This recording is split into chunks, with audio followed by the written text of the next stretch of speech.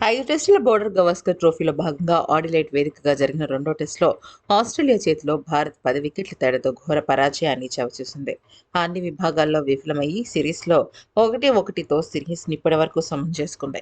రెండో ఇన్నింగ్స్లో సిరాజ్ ఆకట్టుకున్నప్పటికీ ఓవరాల్గా బౌలింగ్ జస్ప్రీత్ బుమ్రా పైనే భారత్ ఎక్కువగా ఆధారపడుతుండటంతో ఈ పరిస్థితుల్లో టీమిండియా కెప్టెన్ రోహిత్ శర్మ చాలా అంటే చాలా షాకింగ్ కామెంట్స్ చేసి ఉంచాడు.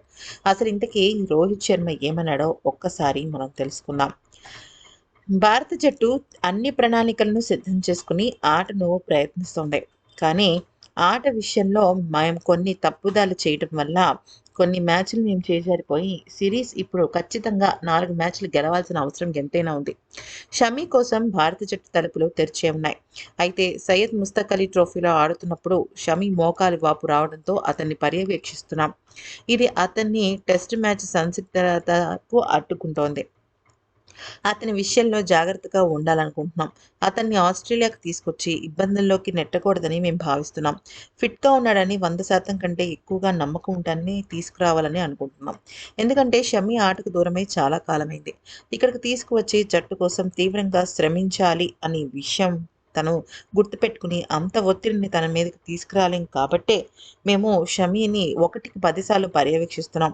వాళ్ళ నివేదికను బట్టి మేము అంతిమంగా ఒక నిర్ణయానికొస్తాం. షమీ ఉంటే ఈరోజు బహుశా ఖచ్చితంగా మాకీ పరాజయం వచ్చి ఉండేది కాదు. బౌలింగ్ తప్పిదం కారణంగానే ఈ రకంగా మేము ఇబ్బందులు పడుతున్నాము. అయితే ఇక 4 ఓవర్లు బౌలింగ్ చేసిన తర్వాత అతని శరీరం ఎలా సహకరిస్తుంది?